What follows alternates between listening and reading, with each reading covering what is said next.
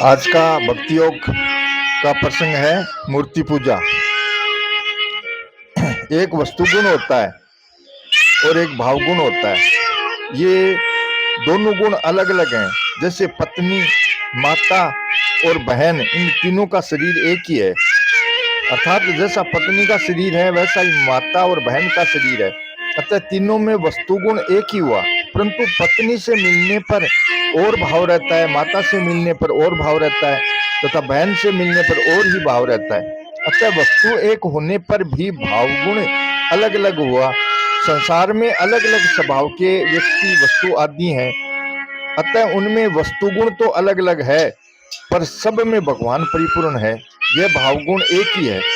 ऐसे ही जिसकी मूर्ति पर श्रद्धा है उसमें मूर्ति में भगवान है, ऐसा भाव गुण रहता है।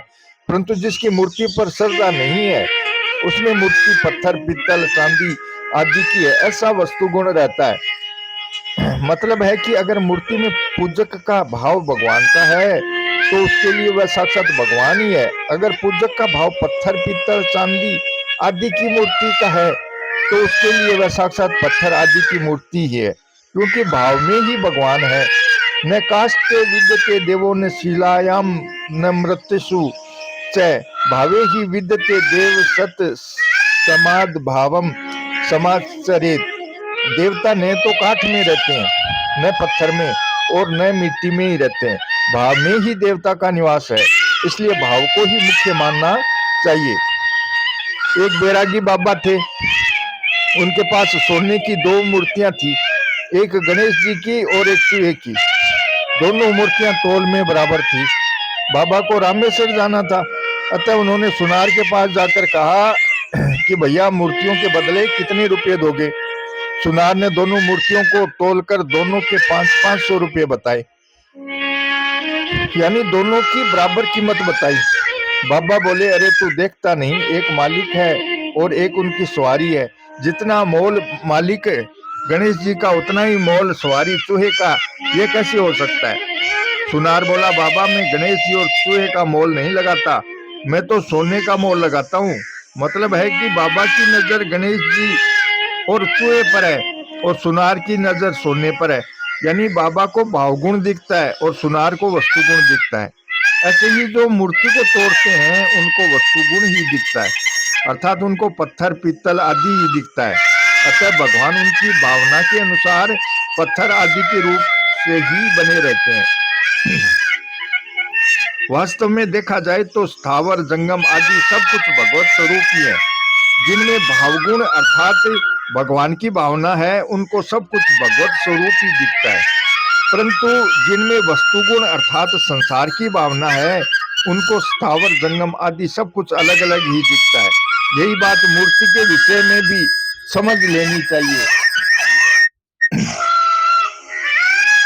लोग श्रद्धा भाव से मूर्ति की पूजा करते हैं, स्तुति एवं प्रार्थना करते हैं, क्योंकि उनको तो मूर्ति में विशेषता दिखती है। जो मूर्ति को तोड़ते हैं उनको भी मूर्ति में विशेषता दिखती है। अगर विशेषता नहीं दिखती तो वे मूर्ति को ही क्यों तोड़ते, दूसरे पत्थरों को क्यों नहीं तोड़ते। अतः वे भी मूर्ति में विशेषता मानते हैं। केवल मूर्ति में श्रद्धा विश्वास रखने वालों के साथ द्वेष भाव होने से उनको दुख देने के लिए ही वे मूर्ति को तोड़ते हैं। जो लोग शास्त्र मर्यादा के अनुसार बने हुए मंदिर को उसमें प्राण प्रतिष्ठा करके रखी गई मूर्तियों को तोड़ते हैं, वे तो अपना स्वार्थ सिद्ध करने, हिंदुओं की मर्यादाओं को भंग करने, अपने अहंकार एवं नाम को स्थायी करने, भद्रावशेष मूर्तियों को देखकर पीढ़ियों तक आपस में हृदय में जलन पैदा करने के लिए द्वेष भाव से मूर्तियों को तोड़ते हैं। ऐसे लोगों की बड़ी भयानक दुर्गति होती है। वे घोर नरकों में जाते हैं, क्योंकि उनकी नियत ही दूसरों को दुख देने दूसरों का नाश करने की है। खराब नियत का नतीजा भी खराब ही होता है। परंतु जो लोग मंदिरों की मूर्तियों की रक्षा करने के लिए अपनी पूरी शक्ति लगा देते हैं, अपने प्राणों को लगा देते हैं, उनकी नियत अच्छी होने से उनकी सद्गति ही होती है। हम किसी विद्वान का आदर करते हैं तो वास्तव में हमारे द्वारा विद्या का ही आदर हुआ, हाड़ मांस के शरीर का नहीं। ऐसे ही जो मूर्ति में भगवान को मानता है उसके द्वारा भगवान का ही आदर हुआ, मूर्ति का नहीं। अतः जो मूर्ति में भगवान को नहीं मानता उसके सामने भगवान का प्रभाव प्रकट नहीं होता, परंतु जो मूर्ति में भगवान को मानता है उसके सामने भगवान का प्रभाव प्रकट हो जाता है। अब प्रश्न है, हम मूर्ति पूजा क्यों करें? मूर्ति पूजा करने की क्या जरूरत है, आवश्यकता है? उत्तर है, अपना भगवत भाव बढ़ाने के लिए, भगवत भाव को जगाने के लिए, भगवान को प्रसन्न करने के लिए मूर्ति पूजा करनी चाहिए। हमारे अंतःकरण में सांसारिक पदार्थों का जो महत्व अंकित है, उनमें हमारी जो ममता आसक्ति है, उसको मिटाने के लिए ठाकुर जी का पूजन करना, पुष्प माला चढ़ाना, अच्छे अच्छे वस्त्र पहनाना, आरती उतारना, भोग लगाना आदि बहुत जो आवश्यक है। मतलब है कि मूर्ति पूजा करने से हमें दो तरह के लाभ होता है। भगवत भाव जागृत होता है तथा बढ़ता है, और सांसारिक वस्तुओं में ममता आसक्ति का त्याग होता है। मनुष्य के जीवन में कम से कम एक जगह ऐसी होनी चाहिए जिसके लिए मनुष्य अपना सब कुछ त्याग कर सके। वह जगह चाहे भगवान हो, चाहे संत महात्मा हो, चाहे माता पिता हो, चाहे आचार्य हो, कारण कि इससे मनुष्य की भौतिक भावना कम होती है और धार्मिक तथा आध्यात्मिक भावना बढ़ती है। एक बार कुछ तीर्थ यात्री काशी की परिक्रमा कर रहे थे। वहां एक पंडा उन यात्रियों को मंदिरों का परिचय देता, शिवलिंग को प्रणाम करवाता और उसका पूजन करवाता। उन यात्रियों में कुछ आधुनिक विचारधारा के लड़के थे। उनको जगह जगह प्रणाम आदि करना अच्छा नहीं लगा, अतः वे पंडा से बोले, पंडा जी, जगह जगह पत्थरों में माथा रगड़ने से क्या लाभ है? वहां एक संत खड़े थे। वे उन लड़कों से बोले, भैया, जिसे इस हाड़ मास के शरीर में तुम हो, ऐसे ही मूर्ति में भगवान है। तुम्हारी उम्र तो बहुत थोड़े वर्षों की है, पर ये शिवलिंग बहुत वर्षों के हैं, अतः उम्र की नजर से शिवलिंग तुम्हारे से बड़े हैं, और शुद्धता की नजर से देखा जाए तो हाड़मास अशुद्ध होते हैं और पत्थर शुद्ध होता है। मजबूती की नजर से देखा जाए तो हड्डी से पत्थर मजबूत होता है। अगर परीक्षा करनी हो तो अपना सिर मूर्ति से भिड़ाकर देख लो कि सिर फूटता है या मूर्ति। तुम्हारे में कई दुर्गुण दुराचार हैं, पर मूर्ति में कोई दुर्गुण दुराचार नहीं है। मतलब है कि मूर्ति सब नजरों से श्रेष्ठ है, अतः मूर्ति पूजनीय है। तुम लोग अपने नाम की निंदा से अपनी निंदा और नाम की प्रशंसा से अपनी प्रशंसा मानते हो, शरीर के अनादर से अपना अनादर और शरीर के आदर से अपना आदर मानते हो, तो क्या मूर्ति में भगवान का पूजन, स्तुति, प्रार्थना आदि करने से उसको भगवान अपना पूजन, स्तुति, प्रार्थना नहीं मानेंगे? अरे भाई, लोग तुम्हारे जिस नाम रूप का आदर करते हैं वह तुम्हारा स्वरूप नहीं है, फिर भी तुम राजी होते हो। भगवान का स्वरूप तो सर्वत्र व्यापक है, अतः इन मूर्तियों में भी भगवान का स्वरूप है। हम इन मूर्तियों में भगवान का पूजन करेंगे तो क्या भगवान प्रसन्न नहीं होंगे? हम जितने ज्यादा भाव से भगवान का पूजन करेंगे, भगवान उतने ही अधिक प्रसन्न होंगे। जो कोई भी आस्तिक पुरुष होता है वह भले ही मूर्ति पूजा से परहेज रखे, पर उसके द्वारा मूर्ति पूजा होती है। कैसे? वह वेद आदि ग्रंथों को मानता है, उनके अनुसार चलता है, तो यह मूर्ति पूजा ही है। क्योंकि वेद भी तो लिखी हुई पुस्तक होने से मूर्ति ही है। वेद आदि का आदर करना मूर्ति पूजा ही है। ऐसे ही मनुष्य गुरु का, माता पिता का, अतिथि का आदर सत्कार करता है, अन्न जल वस्त्र आदि से उनकी सेवा करता है, तो यह सब मूर्ति पूजा ही है। कारण कि गुरु, माता पिता आदि के शरीर तो जड़ हैं, पर शरीर का आदर करने से उनका भी आदर होता है, जिससे वे प्रसन्न होते हैं। मतलब है कि मनुष्य कहीं भी जिस किसी रूप में आदर सत्कार करता है, वह सब मूर्ति पूजा ही है। अगर मनुष्य भाव से मूर्ति में भगवान का पूजन करता है तो वह भगवान का ही पूजन करता है। एक बैरागी बाबा थे, वे एक छाते के नीचे रहते थे और वहीं शालग्राम का पूजन किया करते थे। जो लोग मूर्ति पूजा को नहीं मानते थे, उनको बाबा जी की मूर्ति पूजा बुरी लगती थी।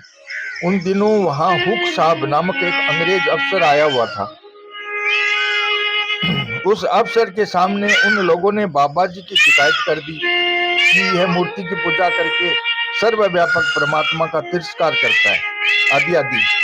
हुक साहब अंग्रेज ने कुपित होकर बाबा जी को बुलाया और उनको वहां से चले जाने का हुक्म दिया। दूसरे दिन बाबा जी ने हुक साहब का एक पुतला बनाया और उसको लेकर वे शहर में घूमने लगे। वे लोगों को दिखा दिखाकर उस पुतले को जूता मारते और कहते कि यह हुक साहब बिल्कुल बेअकल है, इसमें कुछ भी समझ नहीं है। लोगों ने पुनः हुक साहब से शिकायत कर दी कि यह बाबा आपका तिरस्कार करता है, आपका पुतला बनाकर उसको जूता मारता है। हुक साहब ने बाबा जी को बुलाकर पूछा कि तुम मेरा अपमान क्यों करते हो। बाबा जी ने कहा कि मैं आपका बिल्कुल अपमान नहीं करता, मैं तो आपके इस पुतले का अपमान करता हूँ, क्योंकि यह बड़ा ही मूर्ख है। ऐसा कहकर बाबा जी ने पुतले को जूता मारा। हुक साहब बोले कि मेरे पुतले का अपमान करना मेरा ही अपमान करना है। बाबा जी ने कहा कि आप इस पुतले में अर्थात मूर्ति में है ही नहीं, फिर भी केवल नाम मात्र से आप पर इतना असर पड़ता है। हमारे भगवान तो सब देश काल वस्तु आदि में है, अतः जो श्रद्धा पूर्वक मूर्ति में भगवान का पूजन करता है उससे क्या भगवान प्रसन्न नहीं होंगे। मैं मूर्ति में भगवान का पूजन करता हूँ तो यह भगवान का आदर हुआ या निरादर। हुक साहब बोले कि जाओ, अब तुम आजादी से मूर्ति पूजा कर सकते हो। बाबा जी अपने स्थान पर चले गए। प्रसन्न होता है, कुछ लोग मंदिर में और मंदिर के पास बैठकर मांस मदिरा आदि निषिद्ध पदार्थों का सेवन करते हैं, फिर भी भगवान उनको क्यों नहीं रोकते। उत्तर है, माँ बाप के सामने बच्चे उद्दंडता करते हैं तो माँ बाप उनको दंड नहीं देते, क्योंकि वे यही समझते हैं कि अपने ही बच्चे हैं, अनजान है, समझते नहीं। इसी तरह भगवान भी यही समझते हैं कि अपने ही अनजान बच्चे हैं, अतः भगवान की नजर उनके आचरणों की तरफ जाती ही नहीं। परंतु जो लोग मंदिर में निषिद्ध पदार्थों का सेवन करते हैं, शराब पीते हैं, निषिद्ध आचरण करते हैं, उनको इस अपराध का दंड अवश्य ही भोगना पड़ेगा। प्रश्न है, पहले कबीर जी कुछ संतों ने मूर्ति पूजा का खंडन क्यों किया। उत्तर है, जिस समय जैसी जरूरत आवश्यकता होती है उस समय संत महापुरुष प्रकट होकर वैसा ही काम करते हैं। जैसे पहले जब सेवों और वैष्णवों में बहुत झगड़ा होने लगा तब तुलसीदास जी महाराज ने रामचरितमानस की रचना की, जिससे दोनों का झगड़ा मिट गया। गीता पर बहुत सी टीकाएं लिखी गई हैं, क्योंकि समय समय पर जैसी जरूरत पड़ी इस महापुरुषों के हृदय में वैसी प्रेरणा हुई और उन्होंने गीता पर वैसी टीका लिखी। जिस समय बौद्ध मत बहुत बढ़ गया था उस समय शंकराचार्य जी ने प्रकट होकर सनातन धर्म का प्रचार किया। ऐसे ही जब मुसलमानों का राज्य था तब वे मंदिरों को तोड़ते थे और मूर्तियों को खंडित करते थे। अतः उस समय कबीर जी आदि संतों ने कहा कि हमें मंदिरों की मूर्ति पूजा की जरूरत नहीं है, क्योंकि हमारे परमात्मा केवल मंदिर में या मूर्ति में ही नहीं है, परंतु तो सब जगह व्यापक है। वास्तव में उन संतों का मूर्ति पूजा का खंडन करने में तात्पर्य मतलब नहीं था, परंतु तो लोगों को किसी तरह परमात्मा में लगाने में ही मतलब था। प्रश्न है, अभी तो वैसा समय नहीं है, मुसलमान मंदिरों को मूर्तियों को नहीं तोड़ रहे हैं, फिर भी उन संतों के संप्रदाय में चलने वाले मूर्ति पूजा का साकार भगवान का खंडन क्यों करते हैं। इसका उत्तर है, किसी का खंडन करना अपने मत का आग्रह है, क्योंकि दूसरों के मत का खंडन करने वाले अपने मत का प्रचार करना चाहते हैं, अपनी प्रतिष्ठा चाहते हैं। अभी जो मंदिरों का मूर्ति पूजा का दूसरों के मत का खंडन करते हैं वे मतवादी वस्तुतः परमात्म तत्व को नहीं चाहते, अपना उद्धार नहीं चाहते, प्रत्युत अपनी व्यक्तिगत पूजा चाहते हैं, अपनी टोली बनाना चाहते हैं, अपने संप्रदाय का प्रचार चाहते हैं। ऐसे मतवादियों को परमात्मा की प्राप्ति नहीं होती। जो अपने मत का आग्रह रखते हैं वे मतवाले होते हैं और मतवालों की बात मानने योग्य नहीं होती। बातुल भूत विवश मतवारे ते नहीं बोले ही बचन बिचारे। ऐसे मतवाले लोग तत्व को नहीं जान सकते। हरिया रत्ता तत्का मत का रत्ता नाही, मत का रत्ता से फिरे ताह तत् पाया नाही। हरिया तत् विचारिये क्या मत सेती काम, तत् बसाया अमरपुर मत का जमपुर धाम। निराकार को मानने वाले साकार मूर्ति का खंडन करते हैं तो वे वास्तव में अपने इष्ट निराकार को ही छोटा बनाते हैं, क्योंकि उनकी धारणा से ही ये सिद्ध होता है कि साकार की जगह उनका निराकार नहीं है, अर्थात उनका निराकार एक देशीय है।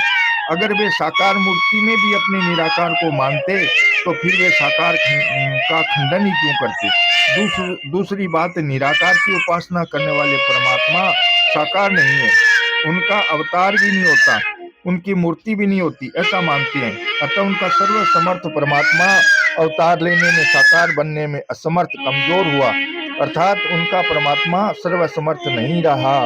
वास्तव में परमात्मा ऐसे नहीं है, ये साकार निराकार आदि सब कुछ है, सद सचा हम है।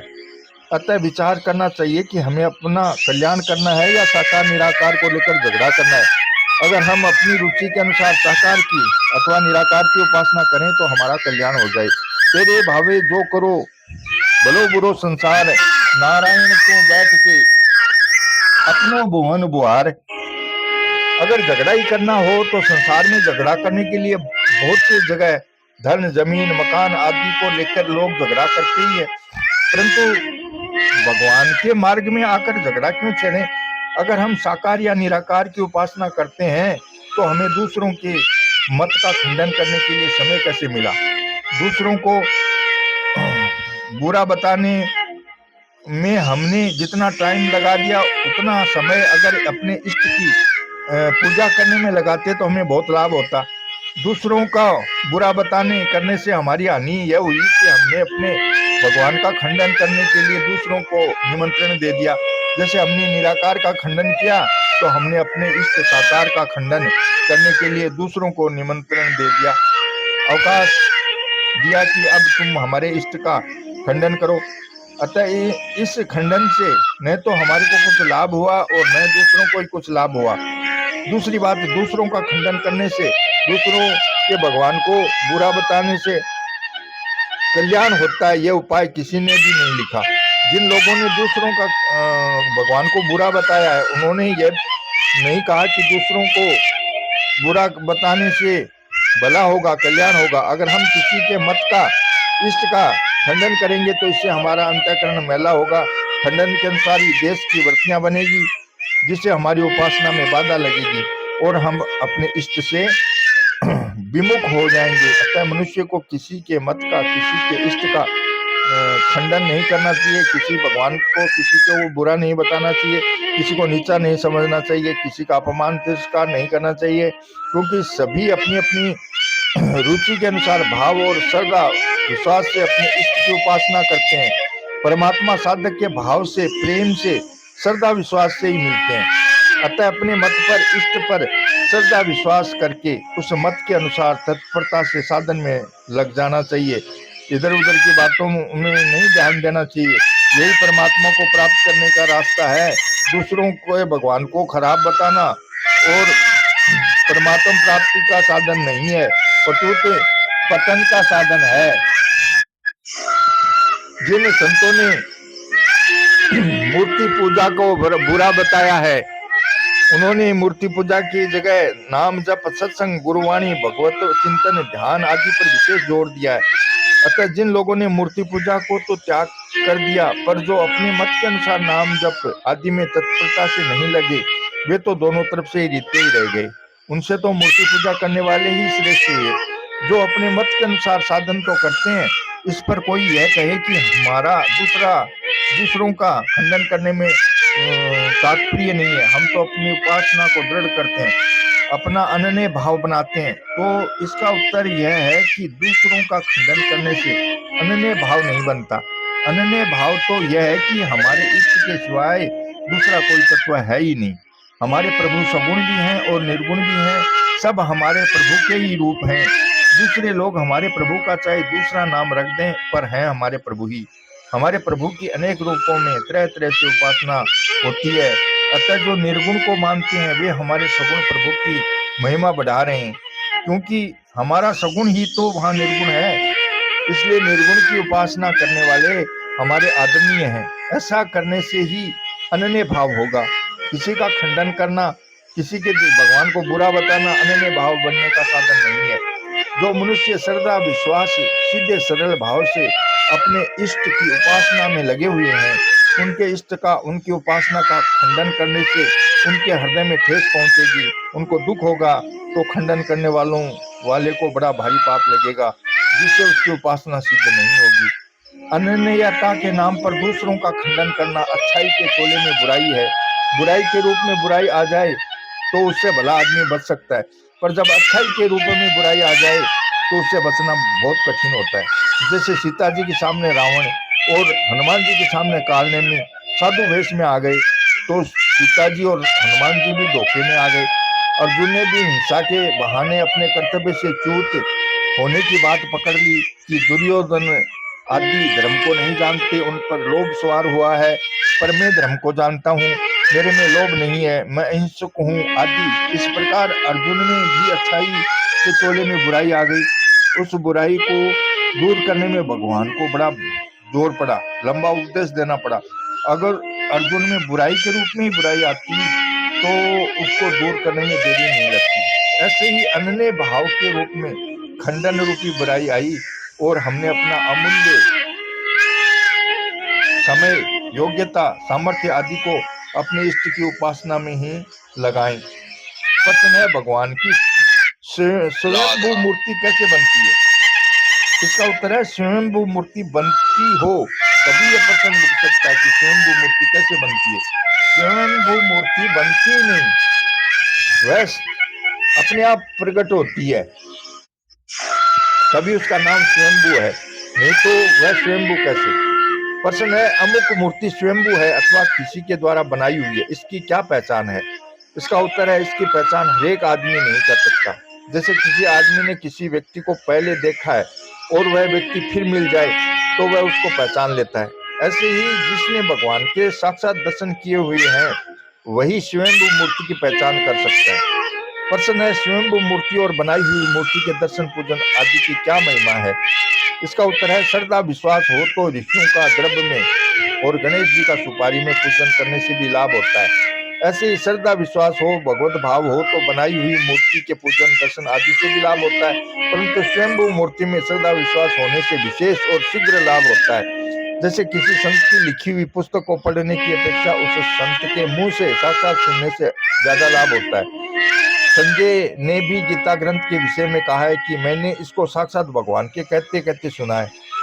प्रश्न है कि संसार के साथ जैसा सुगमता से, सरलता से, अनायास संबंध हो जाता है, वैसा भगवान के साथ संबंध क्यों नहीं होता? इसमें क्या कारण है? इसका उत्तर है, इसका कारण यह है कि मनुष्य अपने को शरीर मानता है। अपने को शरीर मानने से उसका संसार के साथ सुगमता पूर्वक संबंध हो जाता है, क्योंकि शरीर की संसार से एकता है। जिससे एकता होती है उसके साथ अनायास संबंध जुड़ जाता है। जैसे जो अपने को ब्राह्मण, क्षत्रिय आदि मानता है उसका ब्राह्मण, क्षत्रिय आदि के साथ, और जो अपने को विद्वान व्यापारी मानता है उसका विद्वान, व्यापारी आदि के साथ सुगमता पूर्वक संबंध जुड़ जाता है। समानशील व्यसनेषु सख्यमय। भगवान तो प्रत्यक्ष दिखते नहीं और स्वयं अपने को मूर्ति शरीर मानता है, तो उसके लिए मूर्ति में भगवान का भाव करना ही सुगम है। अतः जब तक शरीर में मैं मेरापन है तब तक मनुष्य को मूर्ति पूजा जरूर करनी चाहिए। भगवत प्राप्ति होने के बाद भी मूर्ति पूजा को नहीं छोड़ना चाहिए, क्योंकि जिस साधन से लाभ हुआ है उसके प्रति कृतज्ञ बने रहना चाहिए, उसका त्याग नहीं करना चाहिए। श्री कृष्ण गोविंद हरे मुरारी, हे नाथ नारायण वासुदेवा। श्री कृष्ण गोविंद हरे मुरारी, हे नाथ नारायण वासुदेवा। जय श्री कृष्ण।